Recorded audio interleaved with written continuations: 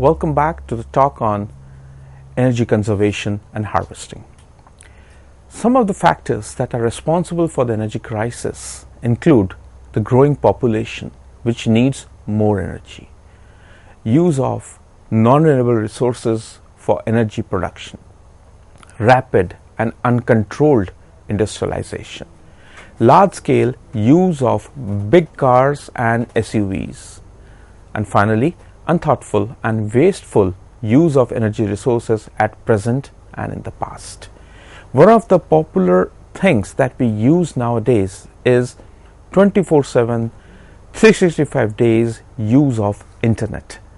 It is cheap and it is easily available to us. So we tend to drive everything using internet, and even when not using, we keep internet working. Use of internet demands that lot of data servers that support the internet be working 24 hours a day, 365 days a year, and these server farms consume a lot of energy. So one needs to give a very balanced thought towards the use of internet. So what exactly is energy conservation?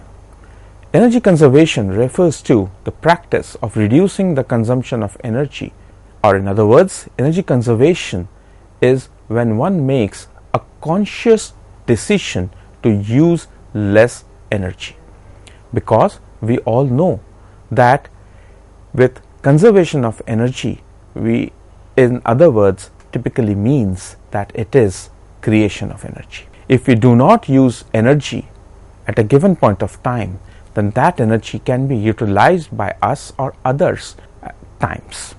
A simple case is the turning off the light when one leaves the room, unplugging appliances which are not in use. A typical case is like television. When it is not in use, it still consumes almost 50% energy when it is in the sleep mode.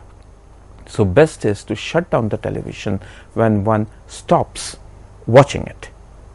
It is best to walk instead of driving as far as possible, and not taking the lift but using the stairs. The two main reasons that we need to conserve energy include to have more control over the energy bill and reduce the demand on Earth's natural resources. Sometimes we may be subsidized for the energy, but that does not mean that it is coming for free. Somewhere somebody is paying for that energy. So conservation of energy demands that is actually related to the limited fuel amount being available on the earth. Our demand for energy is increasing day by day. We can save money on energy costs, and we can protect the earth's atmosphere by controlling the release of toxic greenhouse gases and therefore reducing health hazards to humans. In energy conservation, as far as in the context of India, is that in India the government has passed the Energy Conservation Bill 2001 for efficient utilization of energy and conservation of the same. This act states that it is mandatory for energy intensive sectors to get their energy audit conducted by a government accredited energy auditor. So this ensures that these big industries do not waste energy, which anyway they are going to recover from the common people. And also, based on this recommendation, we have star ratings being stuck or identified with electrical appliances. Bureau of Energy Efficiency, which is B level, has initiated a star rating system for all electrical appliances, starting from refrigerator, compact fluorescent lamps, geysers, televisions, refrigerators we have already discussed. And in the system, 1.5 stars are allotted to products that depend on energy efficiency. So 1 to 5 stars. A 5-star product would be costly because it is made up of components which are costlier, but they are efficient. But we sometimes do not think about the country, and we go for the cheapest appliance available. So as an informed citizen of the country, it is our duty to contribute to the larger interests of the country and buy 5-star products because they consume least amount of energy in their segment. We should, as can be seen from the slide, we should be using LEDs instead of incandescent lamps, and because they are very efficient compared to the incandescent lamp technology. Worldwide, led by Southeast Asian countries like South Korea, we have seen that they have replaced almost all of their requirements for bulbs with LEDs. Indian government has taken a lot of initiatives, and some of which can be seen directly on the roads. Street lighting as well as use of these LEDs in the traffic signals ensures that we are able to save energy, mainly in street lights, because a single bulb has been replaced by a couple of LEDs where the power consumption can be seen to be reduced. Another thing, big development has been the development of blue LEDs. Red LEDs and green LEDs have been in existence for quite long, but without blue LED light, the white lamps could not be created. White lamps means white LED lamps. So because all these white light is made by RBG, red, blue and green, so invention of this blue LED just 2 decades back has contributed in a great manner in creation of white light. And for this invention of efficient blue LEDs, which enable development of bright and energy saving white light sources, Isamu Akasaki and Hiroshi Yamano and Shuji Nakamura, all from Japan, got the Nobel Prize, were awarded the Nobel Prize way back in 2014. Creation of this blue LED has revolutionized the light sector, and therefore it has helped us create white LEDs, and that creation of white LEDs has helped us develop white light sources which consume very less power, and they are in use worldwide. And the solution in conservation of energy is a technique called energy harvesting. Energy harvesting includes capturing the traces of amount of energy from the ambient environment and converting it into useful energy for us. A typical case could be like when we are driving an automobile, the engine gets heated up. When the engine gets heated up, it tends to emit heat. Now, if we could somehow tap this heat or thermal energy for development of some useful appliance, then that attitude of us or that action of us would be referred to as energy harvesting. A lot of advantages are associated with energy harvesting. We will have lifetime energy supply for electronics. No batteries or maintenance is required. They have environmental friendly design. They are low cost systems or devices, and they save energy which can be lost as heat, light, sound, vibration, etc. But they also suffer from certain limitations. For example, their exact nature and quantity is unpredictable, and they require advanced and efficient energy management techniques, and they also have a limited power density. So the basic idea in energy harvesting is to tap not only the main source of energy but also associated energy that exists with the primary energy. So energy harvesting, popularly referred to as EH, is the emerging area, and it has multiple applications in many fields. For example, the main one is in the wireless sensor nodes. We have home and building automation. We have medical monitoring systems. we have industrial control systems, infrastructure sensing systems, security systems, agricultural monitoring systems, asset tracking systems. So we see that although energy harvesting is mainly associated with device systems, yet it can be used to supplement energy sources in a major way in future. If energy management system technology is utilized in a big way. How can we harvest the waste energy, the energy which we treat as waste nowadays, like in the case of automobiles discussed a couple of minutes back. We only use the energy in the automobiles to travel from point A to point B, but at that point of time we are wasting at least two types of energy. Number one is the thermal energy of the engine. The thermal energy from the engine can be tapped to heat up certain systems in the automobile, and certain automobiles nowadays harvest the energy from braking systems of the automobile in use. As we brake, when we have the speed or the velocity of the car, of the automobile being reduced, that energy is fed back to the system for charging of the batteries. Certain hybrid vehicles are already capable of that.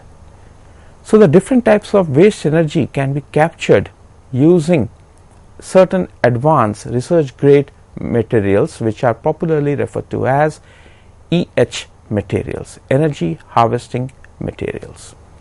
So most promising micro scale EH techniques in development include vibration, movement and sound that can be easily captured and transferred, or rather transformed into electrical power using piezoelectric materials. We all know what piezoelectricity is, that we have certain type of materials whose charge centers, the positive charge center and the negative charge center, do not coincide, and these materials have a capability that when we use mechanical strength at two faces of the material, then at the other two faces perpendicular to it we see a small potential difference being developed, and vice versa. If a potential is applied to two faces of that piezoelectric material, then we have mechanical dislocations happening at the other two faces. In the same manner, heat can also be captured and transformed into electrical power using thermoelectric and pyroelectric materials. The figure here shows how to tap tidal energy. In the diagram, a piezoelectric cantilever type of material can be seen, which is connected to a big float which is tied at the coast of a seashore. When the tide comes, then this float moves, and this float moves, then this cantilever, piezoelectric cantilever, moves within a magnetic field, thus generating electrical energy. Although certain advanced systems are there in between, there are steps involved, but the basic physics is this, that movement of an electric field in a magnetic field allows us to generate electricity. It's the same kind of electrical energy being generated as in a turbine. So there are certain day-to-day applications of energy harvesting. Herein we can see that in some Scandinavian countries they have made special roads such using piezoelectric materials, such that when cars move through or move over the surface of the road, they generate energy due to mechanical vibrations. Another thing is to create energy using thermoelectrics on printed substrates from body heat of human beings. The figure here shows an example. We also have small dynamos, which are miniature turbines being placed at the sole of the shoes. When a person wears the shoes and moves throughout, then it creates energy which can be used or after storage in specially built cells within the shoe itself. So our motion on the road helps us generate energy which can be stored within the battery, and that battery may later on be used to generate electricity, maybe to charge our cell phones or maybe run the earphones that we have and like. We also have special cycles.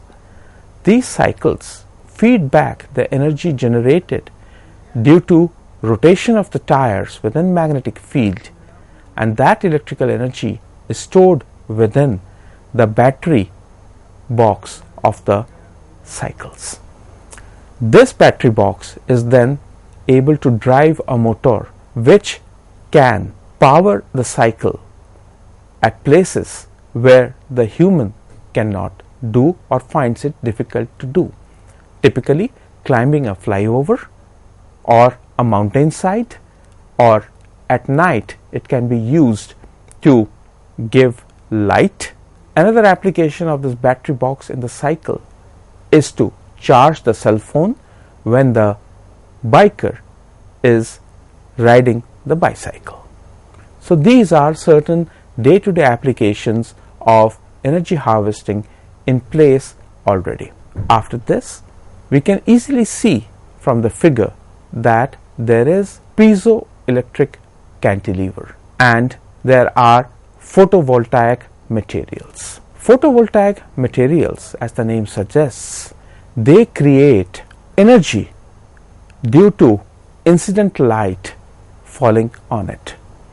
Now these photovoltaic materials can be used while using a computer monitor. For example, when we are working on a computer monitor, it emits light, and more the amount of white light being generated from the computer monitor, more it can be harnessed from these photovoltaic cells.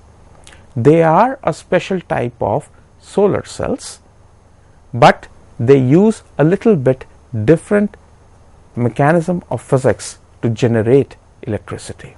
Piezo cantilevers can be used at multiple places where they can generate electricity due to our physical movement. Like we said, with the tidal floats moving up and down due to coming in of the slide and coming in of the tide and going out of the tide, the float would move in a motion of a wave. That wave motion allows the piezoelectric cantilever to vibrate. This vibration of the piezoelectric cantilever is fixed within a fixed but strong magnetic field.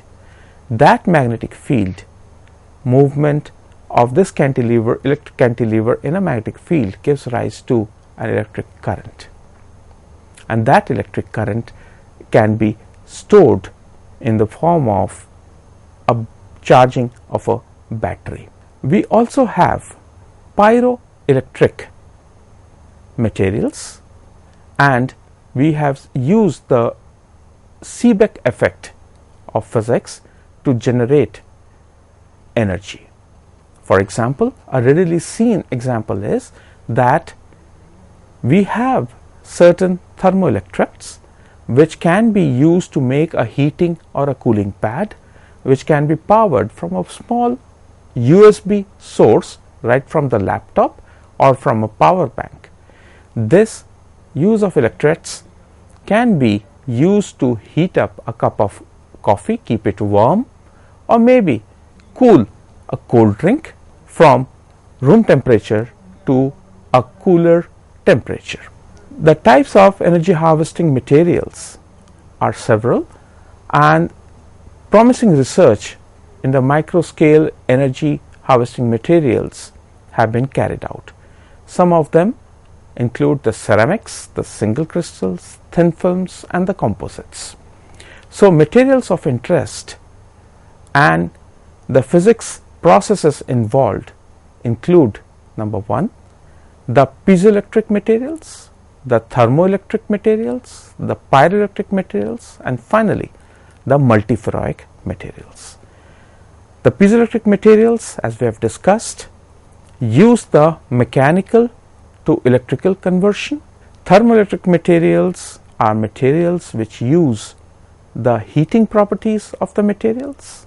Pyro means we provide heating again in a different form, whereas multiferroic materials are the materials which show not only ferromagnetism but also ferroelectric properties. A very brief explanation: piezoelectricity is the electricity resulting from pressure. It is the charge that accumulates in certain solid materials in response to applied mechanical strain, and human motion, low frequency vibration, acoustic noise are some of the potential sources that can be used to tap and harvest energy by these piezoelectric materials. Some of the applications include the batteryless remote control.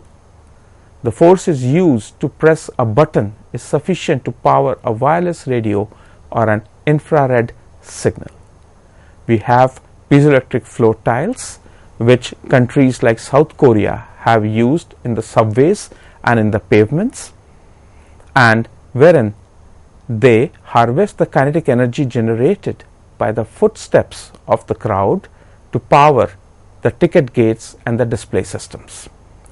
Since India has a very large population and we have a high density of population too, and we know that in the metropolitan cities like Delhi, Mumbai, Chennai, Calcutta, Bengaluru, Hyderabad, we have lot of people moving around the whole day, then it makes sense to use these piezoelectric floor tiles on the pavement besides the roads.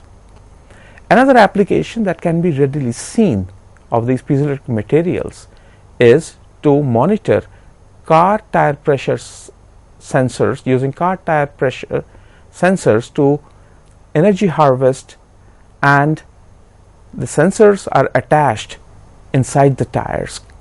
They continuously monitor the pressure and send the information to a display on the dashboard. This is used extensively in the car races, where especially the F1 races and the Indy 500 races, we know that car tire pressure governs the speed of the car to the greatest extent. If it is not done properly, the car may overturn at those high speeds, or its performance can be reduced. We have this vibration energy harvesting. In this, again, the cantilever is the main component. So harvesting energy is done or can be done with a passing train or high speed cars on the highways. In this case, the vibration energy even from a wooden suitcase or kinetic energy from human motion can be tapped. Thermal energy harvesting includes energy harvesting from the human body, because human body emits heat, especially when it has undergone exercise. So this heat released can be tapped to power flexible electronics that is in vogue nowadays. Also, the heat released from electronic components like this high powered lights, they can be tapped to power low cost computers. The waste energy from furnaces, heaters, boilers and other friction sources can also be utilized. So harvesting all these type of energy actually helps us conserve energy. Thermoelectric materials. These are materials which, when kept at different temperatures, when these materials, two ends of the temperature are kept at different temperatures, they give rise to an electrical voltage. That electrical voltage can be converted into potential difference, and that potential difference can therefore be tapped or utilized to drive current.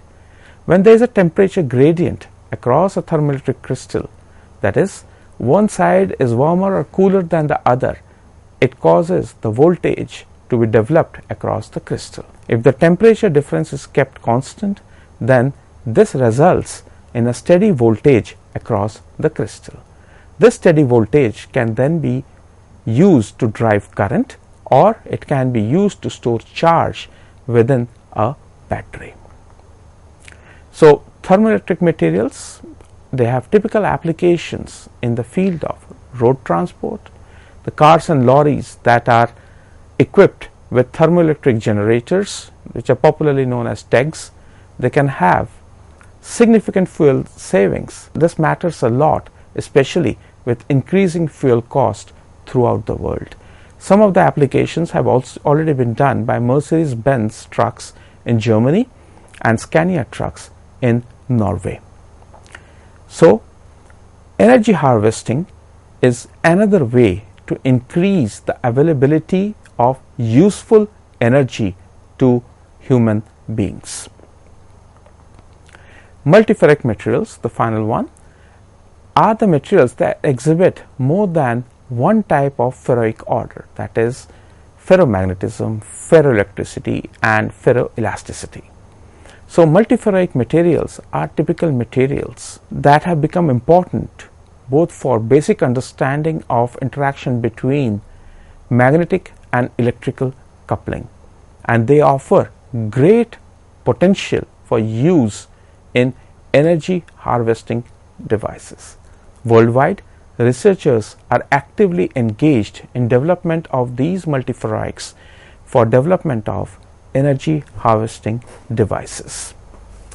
So finally, these ferroelectric materials, multiferroic materials, are used as photovoltaic devices, AC magnetic field sensors, tunable microwave devices. We have tunnel magnetoresistance sensors, spin valves, and the likes. So I think we end here the talk on energy conservation and harvesting, wherein we know that we need to conserve energy as much as possible so that useful energy is available to us. Energy can neither be created nor destroyed, but yes, useful energy can be and should be conserved with active inputs from energy harvesting. Thank you.